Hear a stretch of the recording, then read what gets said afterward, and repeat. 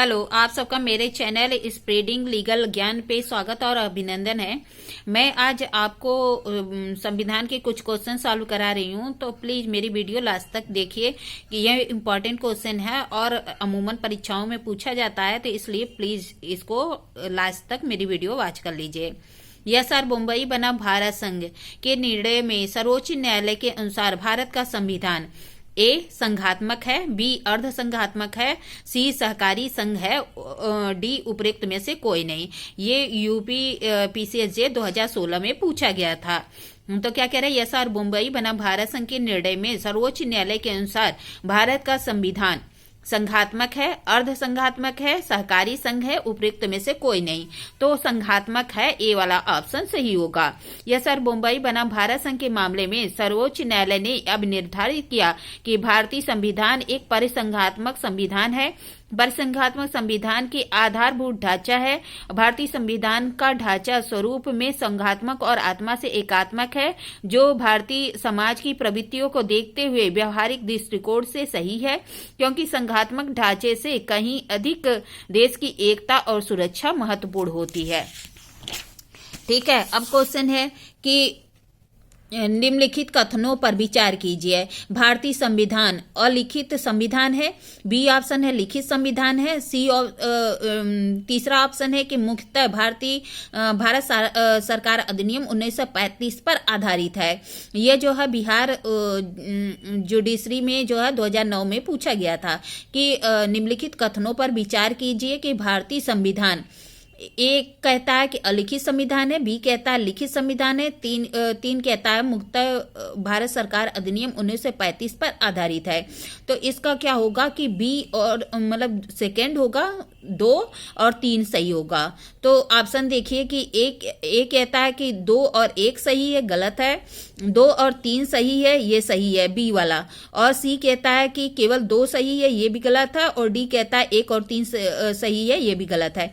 तो इसका ऑप्शन क्या होगा, बी वाला होगा कि 2 और 3 सही है। भारतीय संविधान एक लिखित संविधान है और इसका वर्तमान संवैधानिक ढांचा बहुत कुछ भारत सरकार अधिनियम 1935 के प्रावधानों पर आधारित है, इसलिए कथन 2 और 3 सही है। भारतीय संविधान सर्वप्रथम और प्रमुख रूप से एक सामाजिक दस्तावेज है, यह कथन है ए जेनिंग्स के अनुसार, बी ग्लैंडविल ऑस्टिन का, सी जवाहरलाल नेहरू का, सी एच.एम. सीवाई का। ये जो है यूपी पीसीएस 1997 और 98 में पूछा गया था।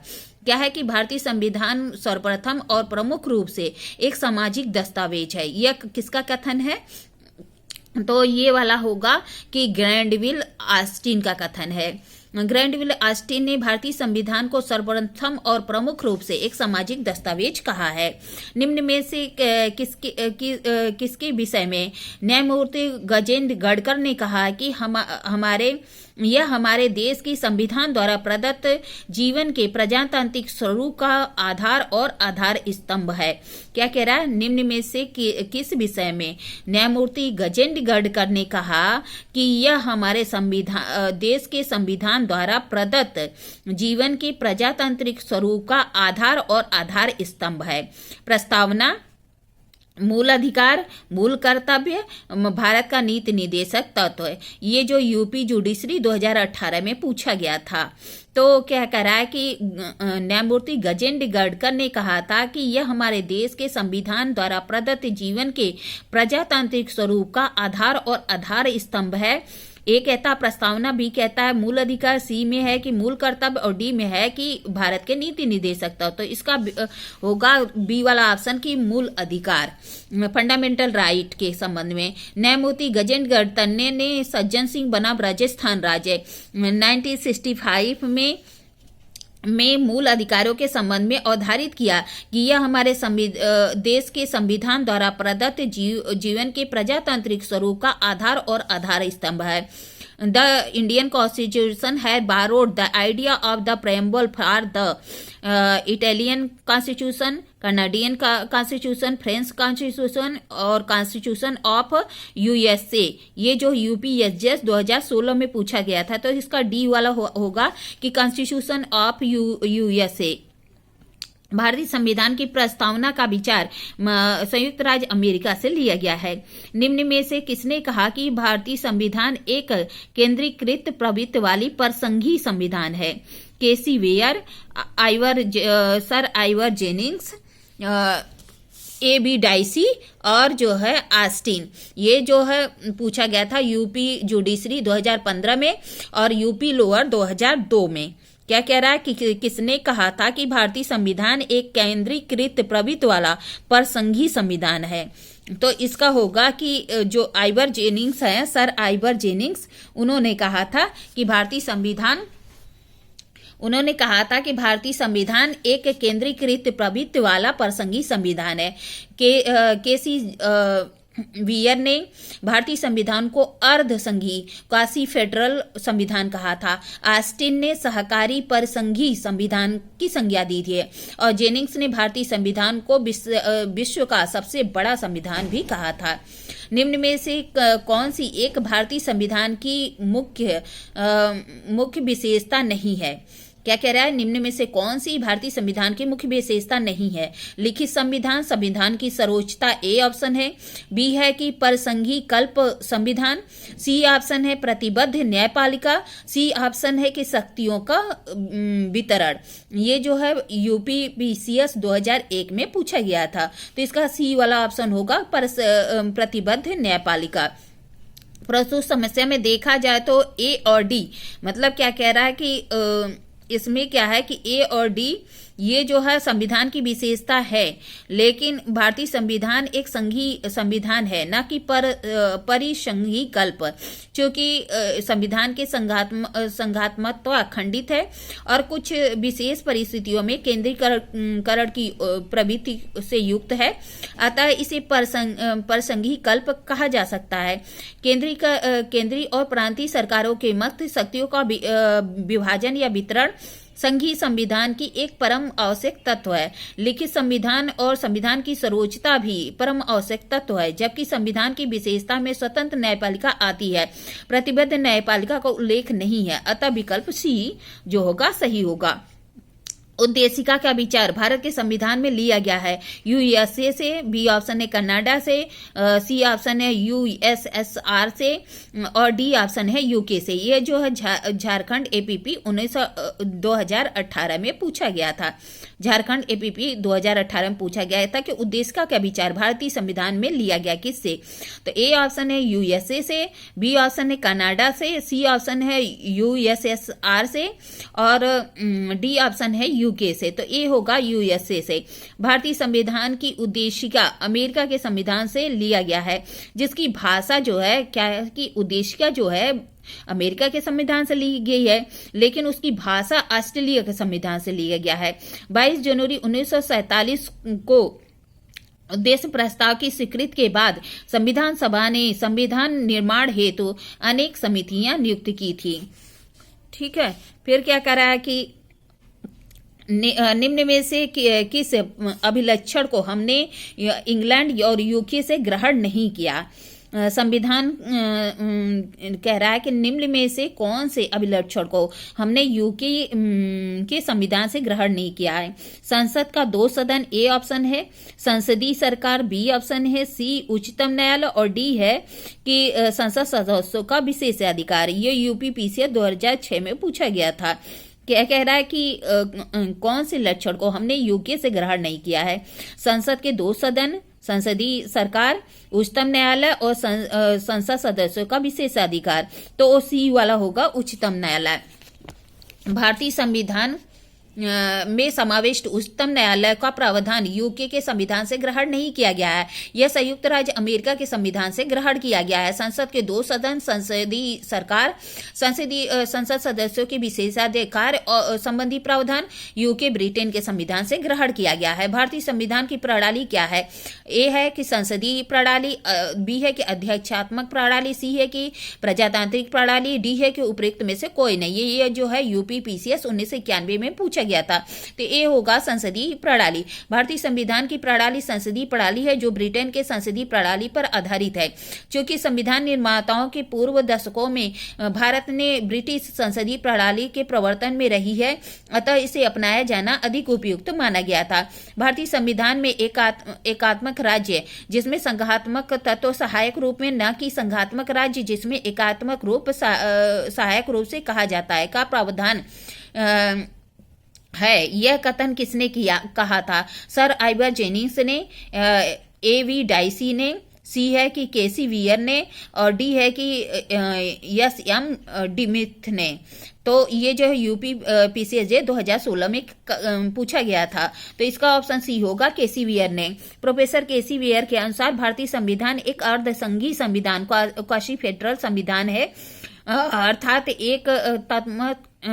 एकात्मक राज्य जिसमें संघात्मक तत्व सहायक रूप में, न कि संघात्मक राज्य जिसमें एकात्मक रूप सहायक रूप से। जेनिंग्स ने संविधान को a federal with strong centralised tendency, अर्थात एक ऐसा संघ जिसमें केंद्रीकरण की सशक्त प्रवृत्ति कहा जाता है। उपरोक्त में से किस लेखक ने भारतीय संविधान को अर्ध परसंघी कहा है? किस लेखक ने भारतीय संविधान को अर्ध परसंघी कहा है? प्रोफेसर केसी वियर ने, सर आइवर जेनिंग्स ने, प्रोफेसर C.S. वेट्स ने, उपरोक्त में से कोई नहीं। ये MPUPO 2018 में पूछा गया था, तो इसका होगा कि साथ ही साथ यूपी PCS 1998, 2000, 2002 और 2005 में पूछा गया था। इसका होगा कि प्रोफेसर केसी वियर ने भारतीय संविधान को अर्धसंघी या क्वासी फेडरल कहा था। संघात्मक शासन व्यवस्था के प्रमुख विद्वान और संविधानविद केसी वियर का मत है कि भारतीय संविधान एक ऐसी शासन पद्धति की स्थापना करता है जो लगभग परसंघी कल्प है और अर्धसंघी क्वासी फेडरल प्रवृत्ति की है। आइवर जेनिंग्स ने भारतीय संविधान को वकीलों का स्वर्ग कहा था। क्या कह रहा है? सर आइवर जेनिंग्स ने भारतीय संविधान को वकीलों का स्वर्ग कहा था। फिर क्या है कि प्रोफेसर केसी वियर के अनुसार भारतीय संविधान है, A कमजोर संघ, B गैर संघी, C मजबूत संघ, D अर्धसंघी। ये बिहार जुडिशरी 2018 में पूछा गया था, तो अर्धसंघी D वाला ऑप्शन सही है। निम्न में से किसने इस विचार को व्यक्त किया कि भारतीय संविधान उतना ही संघीय है जितना कि दोहरी राजनीति कहा जा सकता है? ए ऑप्शन है कि B.R. अम्बेडकर, बी है कि सर विलियम आइवर जेनिंग्स, सी है कि सर B.N. राव, डी है कि केसी वियर। ये बिहार जुडिशरी 2018 में पूछा गया था, तो ए होगा कि B.R. अम्बेडकर ने कहा था। भारतीय संविधान की नम्यता और अनन्यता का अनोखा मिश्रण है। डॉक्टर अम्बेडकर के अनुसार भारत का संविधान समय और परिस्थितियों के अनुसार संघात्मक और एकात्मक हो सकता है। इसका स्वरूप संघात्मक और आत्मा एकात्मक है। सर आइवर जेनिंग्स के अनुसार भारतीय संविधान एक संघात्मक संविधान है जो केंद्रीय की प्रवृत्ति पाई जाती है। Sir B.N. राव ने संवैधानिक सलाहकार थे और केसी वियर के अनुसार भारतीय संविधान एक अर्धसंघीय संविधान है। क्रियात्मक परिसंघ के लिए निम्न में से कौन सा एक न्यूनतम आज्ञात्मक अपेक्षा है? ए ऑप्शन है कि संसद के उच्च सदन में राज्यों का प्रतिनिधित्व होना चाहिए, बी है कि न्यायिक पुनर्विलोकन, सी है कि राष्ट्रीय और राज्य इन दोनों स्तरों पर सरकार के बीच वित्तीय शक्तियों का वितरण जिसमें कि उन सरकारों की अपने अपने क्षेत्रों में स्वाधीनता सुरक्षित हो, और डी ऑप्शन है कि राष्ट्रीय और राज्य इन दोनों स्तर पर सरकार के बीच विधायी और प्रशासनिक शक्तियों का वितरण जिसमें कि सरकार की शक्तियों की स्वाधीनता किंतु सहकार युक्त प्रयोग सुनिश्चित हो। ये यूपी लोअर 2003 में पूछा गया था, तो इसका ऑप्शन होगा कि डी वाला कि राष्ट्रीय राज्य इन दोनों स्तर पर सरकार के बीच विधायी तथा प्रशासनिक शक्तियों का वितरण जिसमें कि सरकार की शक्तियों की स्वाधीन किंतु सहकार युक्त प्रयोग सुनिश्चित हो। एक क्रियात्मक प्रसंग का न्यूनतम आज्ञात्मक अपेक्षा यह है कि राष्ट्रीय या संघ या राज्य दोनों स्तर पर सरकारों के मध्य विधायी प्रशासनिक और वित्तीय शक्तियों का स्वाधीनता किंतु सहकार युक्त प्रयोग सुनिश्चित हो। ज्ञात हो कि प्रसंगी संविधान के सिद्धांत का सार संघ और इकाई यानी राज्यों के मध्य स्वतंत्र तथा समन्वय है। फिर है कि भारत के संविधान में 9 अनुसूची है, ए ऑप्शन है, बी है कि 10 अनुसूची है, सी ऑप्शन है 11 अनुसूची है और डी ऑप्शन है कि 12 अनुसूची है। यह एमपीएसजे 2016 में और उत्तराखंड पीसीएसजे 2008 और 11 में और राजस्थान जुडिशरी में जो है 2013 में पूछा गया था। तो भारत के संविधान में 12 अनुसूची है, डी वाला ऑप्शन सही है। भारत के मूल संविधान में 8 अनुसूची थी और 395 अनुच्छेद थे। प्रथम संविधान संशोधन द्वारा 9वीं अनुसूची और 52वें संविधान संशोधन द्वारा दल विदल से संबंधित 10वीं अनुसूची, 73वें संविधान संशोधन द्वारा पंचायत से संबंधित 11वीं अनुसूची और 74वें संविधान संशोधन द्वारा नगर निकाय से संबंधित 12वीं अनुसूची जोड़ा गया। वर्तमान में भारतीय संविधान में 12 अनुसूची है। ज्ञात है कि 74वें संविधान संशोधन द्वारा जोड़ी गई 12वीं अनुसूची में 18 विषय का उल्लेख किया गया है, जिसमें नगर पालिकाओं को विधि बनाने की शक्ति प्रदान की गई है। भारतीय संविधान के अनुच्छेद और अनुसूची की संख्या क्या है? ए ऑप्शन है कि 395 अनुच्छेद 8 अनुसूची, बी ऑप्शन है 394 अनुच्छेद 9 अनुसूची, सी ऑप्शन है कि 395 अनुच्छेद 10 अनुसूची और डी ऑप्शन है 395 अनुच्छेद और 7 अनुसूची। ये उत्तराखंड पीसीएसजे 2012 में पूछा गया था।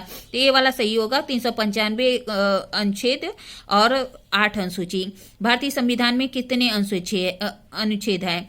ए ऑप्शन है कि 265, बी ऑप्शन है कि 379 और सी ऑप्शन है कि 394 और डी ऑप्शन है 395।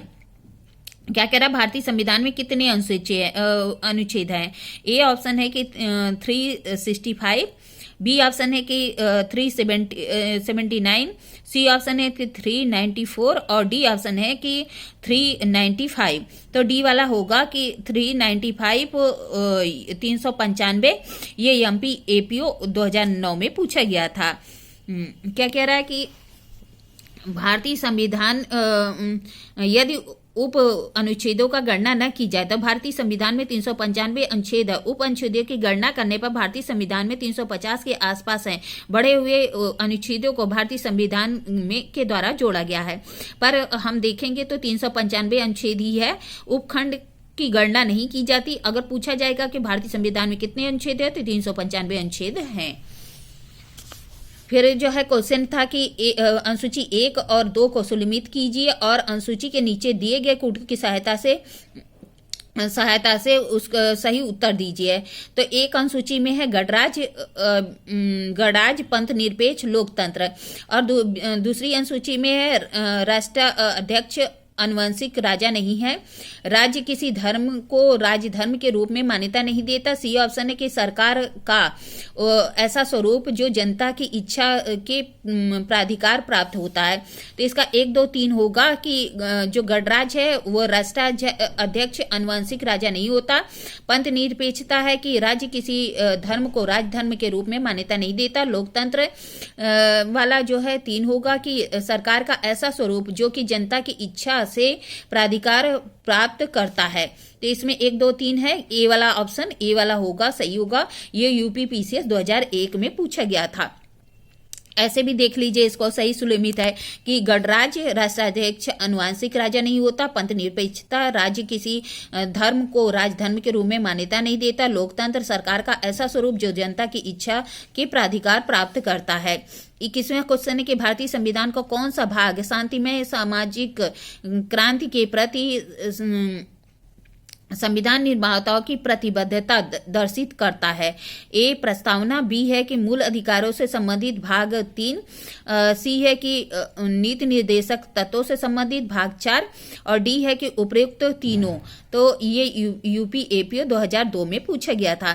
क्या कह रहा है? भारतीय संविधान का कौन सा भाग शांतिमय सामाजिक क्रांति के प्रति संविधान निर्माताओं की प्रतिबद्धता दर्शित करता है? ए है प्रस्तावना, बी है कि मूल अधिकारों से संबंधित भाग 3, सी है कि नीति निर्देशक तत्वों से संबंधित भाग 4 और डी है कि उपयुक्त तीनों। तो इसका ऑप्शन होगा उपयुक्त तीनों।